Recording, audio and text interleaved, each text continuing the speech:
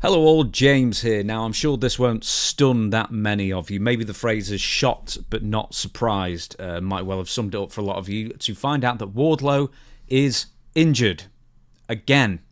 For those of you who don't know this, Wardlow has a history of getting injured at basically the worst possible times.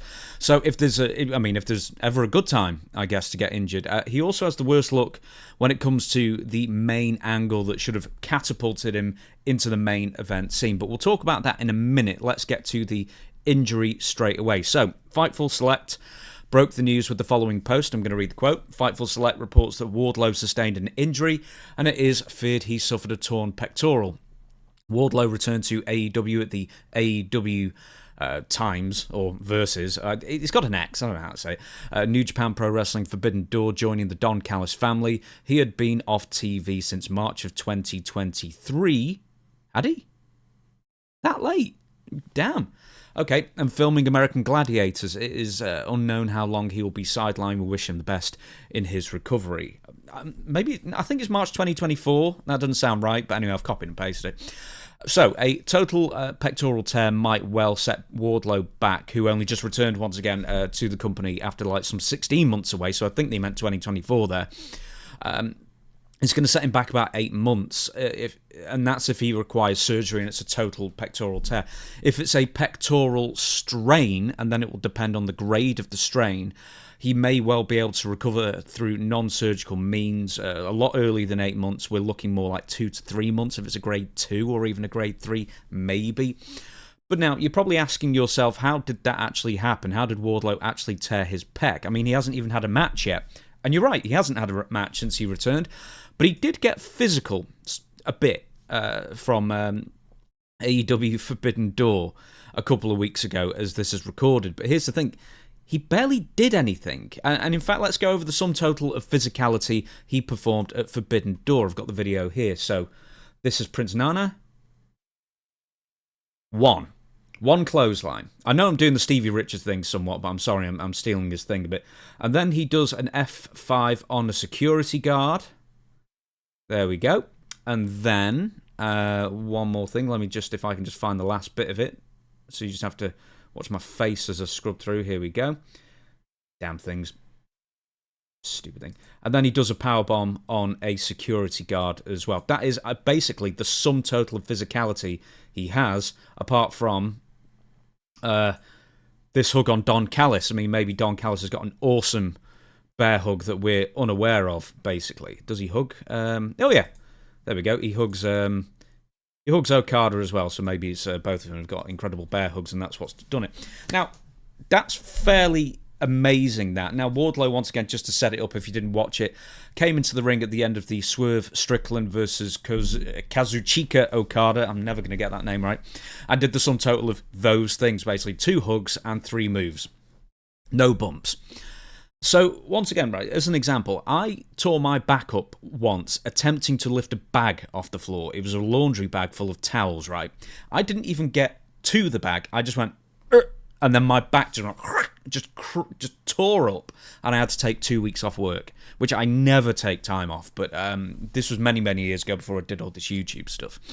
Anyway, it does happen. Freak injuries where you barely do anything can happen. I know this. It's happened to me more than once, in fact, and apparently it's happened to Wardlow as well. It just so happens that it seems to happen to Wardlow more than most other people, quite frankly, and you can read into why that is, whether it's just heavily muscled or any of that kind of thing.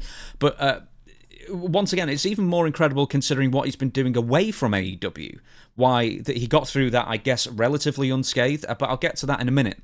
Now, it's been speculated that the injury, assuming that it is indeed a pectoral tear, happened during that run-in and, you know, not in the gym or whatever, but I guess that's what people are thinking because he's not been seen on television since.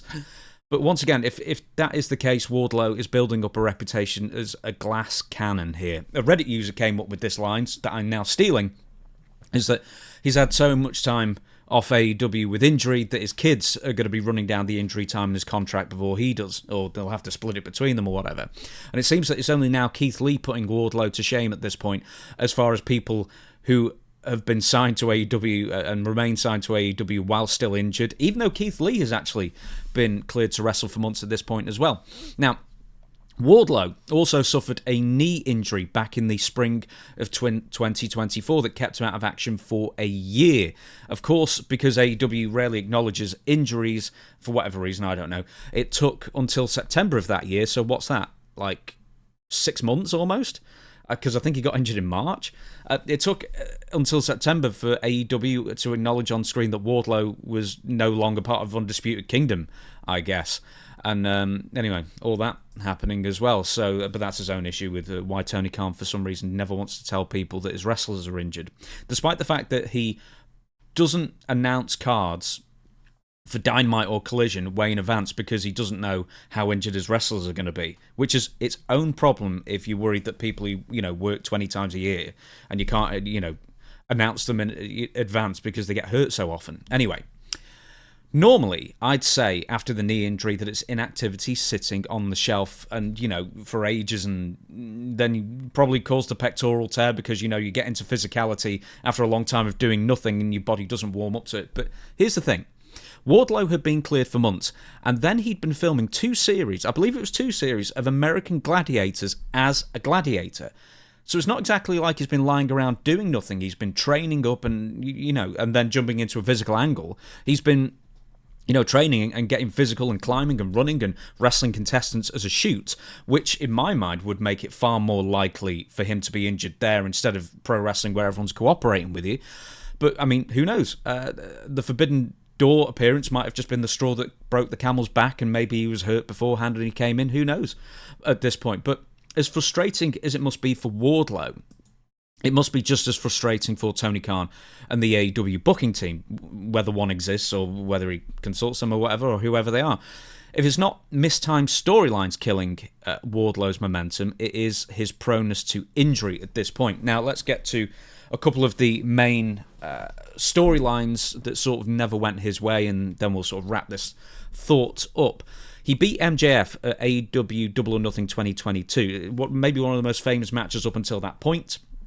But it was overshadowed completely. Just to set it up, Wardlow was MJF's bodyguard long-term in AEW. Then they turned on each other and, fell out with each other. And the match was, if Wardlow beat MJF, he would be released from a personal services contract with MJF, and then he would sign with AEW as an official AEW wrestler. That's what it was in storyline. MJF 8-10 crucifix power bombs and lost, and then Wardlow was free forever. It was a huge moment, that kind of thing, and then nothing really happened from it. And there's a couple of reasons why. First off, rumors were swirling around at the time and beforehand and afterwards, very much so, that MJF and Tony Khan were at odds with each other, contractually speaking. Pretty much confirmed when on the subsequent episode of AEW Dynamite after Double or Nothing and the big Wardlow win, MJF instead used the promo time to bury Tony Khan, called him an effing mark, and then complained about all the ex-WWE talents coming into AEW that Tony Khan was treating better than he was treating MJF in his opinion. After that, MJF was gone from the company for about 5 months, and any follow-up or attention or fan interest had basically been diverted from Wardlow to the MJF and Tony Khan and AEW contractual situation, and whether that was real or a storyline or just how real it was, essentially. Add to that another controversial promo ad, I believe on the prior episode of AEW Dynamite. It was the original Adam Page versus CM Punk in-ring promo that basically Adam Page went off script, allegedly, or I think that's pretty much a given now, and basically said that CM Punk was hated in the back, and, that followed a couple of weeks later that Punk called out Adam Page, and that then eventually led to the all-time greatest post-pay-per-view presser promo, shoot promo in history, where CM Punk buried Adam Page and AEW as Tony Khan sat there and nodded along to it for about 25 minutes. And then CM Punk went to the back and then had a fight with the Young Bucks and Kenny Omega.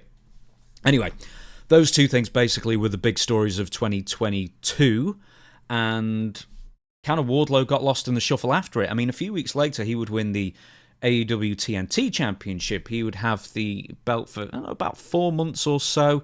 And that was, not massively eventful, not massively uneventful. It was a decent enough run. I mean, the first reign was basically fine. But then he had a second run and a third run that he basically won the belt and then lost the belt and then won the belt and then lost the belt immediately. I think he had, in those 2 reigns, 1 successful title defense, and that was it. So basically playing hot potato with the TNT Championship, which is really weird because when he lost for the 3rd time the TNT Championship to Luchasaurus, it was on the very first episode of AEW Collision, and it was to Luchasaurus, and then he was just gone from television for I think 4 months. He basically disappeared like a fart in the wind, and he wasn't mentioned again.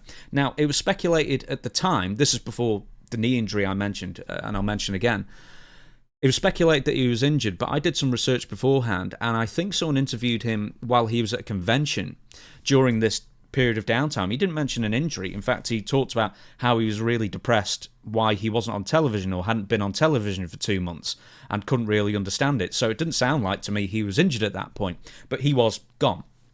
Then, in October of 2023, comes back as a heel after 4 months away. He joins Undisputed Kingdom, but by that point, the shine was very much off the apple, and the ship had basically sailed on making Wardlow a main event start. It had to happen, really. I mean, people forget just how popular Wardlow was at that time in the run-up to the MJF match where he won his freedom, essentially. But then he injures his knee. He's gone for about a year, or he takes about a year to recover, and then he's off filming American Gladiators. So he was gone for, 16 months, 17 months off AEW television, something like that. His last match, I've actually got it here. Let me just have a look. Samoa Joe, it was on AEW Dynamite Big Business Special in Boston, Massachusetts, and that was basically the last time we saw him, I think, unless he was on TV once or twice afterwards. But once again, I can't remember what I had for breakfast this morning, let alone what happened on Dynamite 2.5 years ago. So, Wardlow finally returns to Forbidden Door a couple of weeks ago in London, and then for whatever reason joins the Don Callis family. Now, I don't know about you, but I was looking at that and thinking, man, that's kind of a downgrade, and it's not because Don Callis isn't a great manager, it's because there were already 11 members of the Don Callis family there. I think, some people are injured, like Mark Davis as well, but still, I mean, there's a dozen people now, including Wardlow, and they set up because he interfered with Okada in the Swerve Strickland thing. Maybe he could have wrestled Swerve, but they were kind of setting up a Takeshita match with a face-off right at the end, who's also in the Don Callis family. But I remember thinking, it's not really the right fit. He's going to get lost in the shuffle. Anyway, well, apparently the worst thing has happened, getting lost in the shuffle. He's got injured again. So, once again, we'll see how long Wardlow's out for. We'll see how serious the pectoral injury is, whether it's a complete tear necessitating... I can't even say the word, requiring surgery, or if he can rehab it if it's just a partial sprain or tear or strain or whatever they call it. But it just seems, from injuries to booking decisions to outside influences, they all seem to conspire against Wardlow getting any kind of momentum behind him, and it just seems a giant shame for him. So that's my thoughts. Like, subscribe, comment below. All helps the algorithm, helps this channel grow. And tell me what you think about Wardlow.